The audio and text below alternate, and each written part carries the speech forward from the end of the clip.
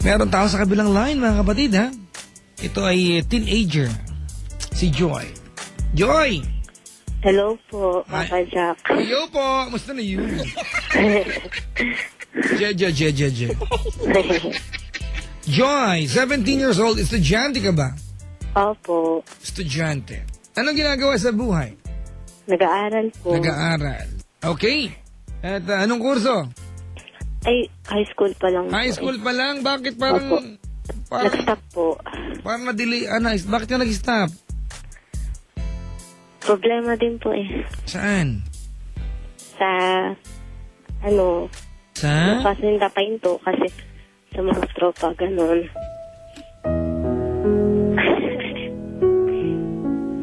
At least nagtutuloy ka na ngayon. Opo. Anong year ka na ngayon?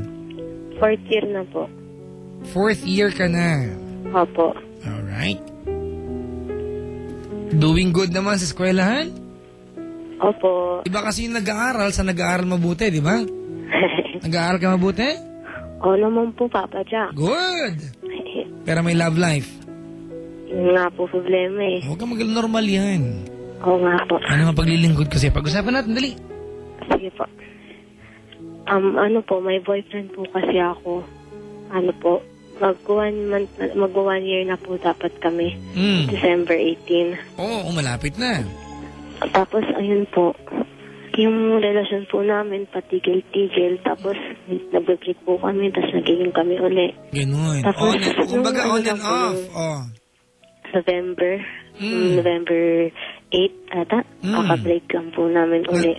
Birthday ng tatay ko yan, ha? Oo. Tapos, ayun po. Oo. Akala ko po nung nakipag-break ako sa kanya, Ba't kayo, teka lang. Joy! Po. Sabi mo, madalas kayo kumbaga on and off kayo, di ba? Opo. Ano yung madalas niyong pinag-aawayan? Yung hindi pagkakaintindihan?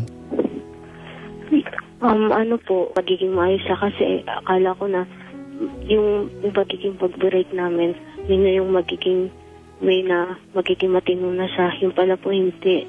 Hindi na po siya pumapasok sa school. Ayan. Yun Wala po. na. Mga kaibigan, meron ka bang ganito, Joy? Oo. Wala naman talagang na-solve na problem pa nakikipag-break tayo. Pinapalala lang natin. Iba yung breakup, iba ang cool off, iba ang space. Alright? Okay, sige. So ngayon, hiwalay na kayo. Tapos, ngayon po, may girlfriend po siyang iba. Naku, yay. Oh. Tapos, dun ko po na-realize yung worth niya sa akin. Naku, patay na, Kasi po, may girlfriend siya, tapos sabi niya, hindi niya naman daw mahal, pero hindi ko po maintindihan eh. Hindi niya mahal, tapos hindi niya kayang hiwalayan. Kagabi nga lang po magkausap kami. Namulat ako at ngayon nag-iisa. Papa, ayoko umiyak. Hindi mo kita pinapayak, di ba? Kung gusto mo umiyak, trip mo na lang yan. Ganito, Joy. Po. Sa madaling sabi ngayon, hiwalay na kayo. Po. Wala ka ng K, di ba? Na umarte sa kanya. Pag nagkaroon kayo ng relasyon niyan, ikaw na yung kabit. Tama? Opo. Di ba? Hindi niya maiwan yung girl, tama? Opo. Mahal niya yun. Nagkataon lang na siyempre may napagdaanan kayo kahit paano meron kang, kumbaga merong ukit ka sa kanyang puso. Di ba? Nagkataon lang na may pinagdaanan kayo, meron kang kurot sa puso niya.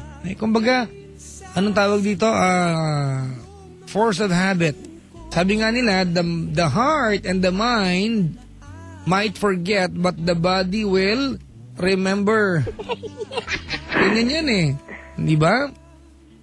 Hindi ibig sabihin, Joy, na tinatawagan ka niya, magkausap kayo, mahal ka pa niya.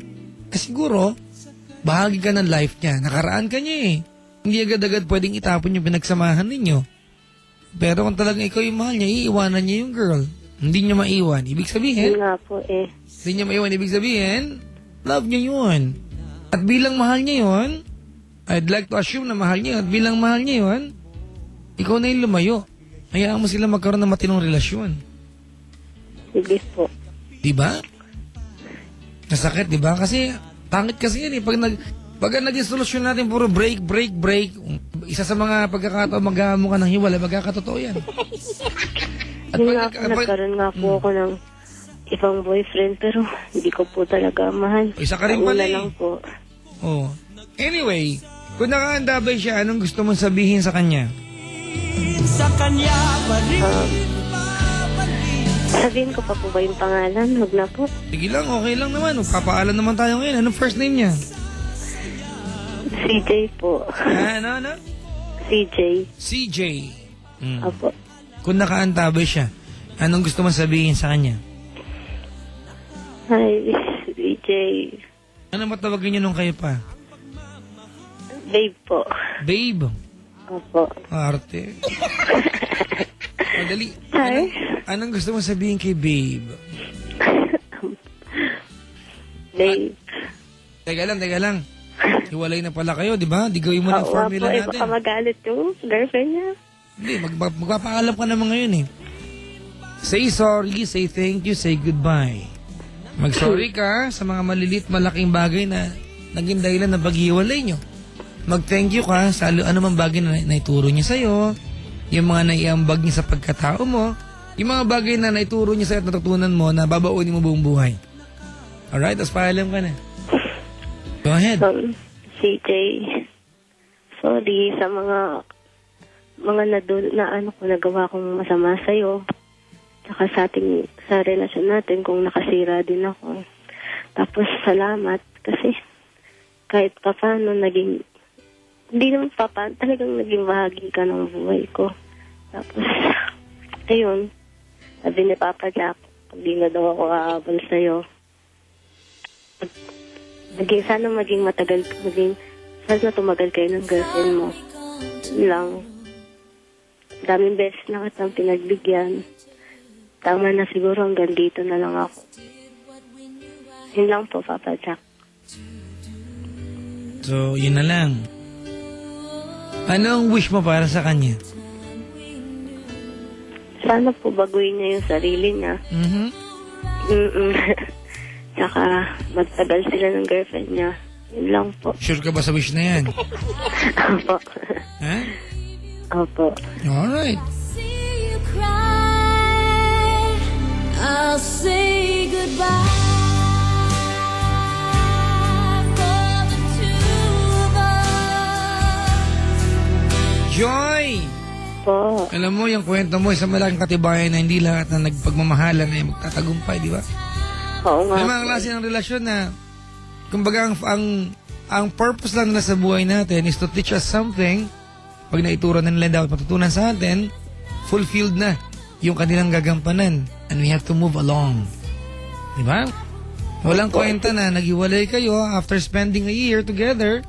Walang silbi na nalulungkot ka ngayon missing the guy kung hindi ka natuto sa pinagdaanan ninyo. Kailangan matuto ka. Di ba? Tsaka sobrang, naisip ko nga din po, sobrang dami na po talaga ng chance na binigay ko po sa kanya. Pero wala pa rin. Ano ba yung kasalanan niya kasi sa'yo? Kasi po dati din po nagkaroon din siya ng affair sa iba. Ah, gano'n? Buti na lang po nalaman ko ng mas maaga. Tapos, sige. Mas maraming beses na po niyang ginawa. Ito ako, nagpapakatanga pa rin po sa kanya. Pero okay na.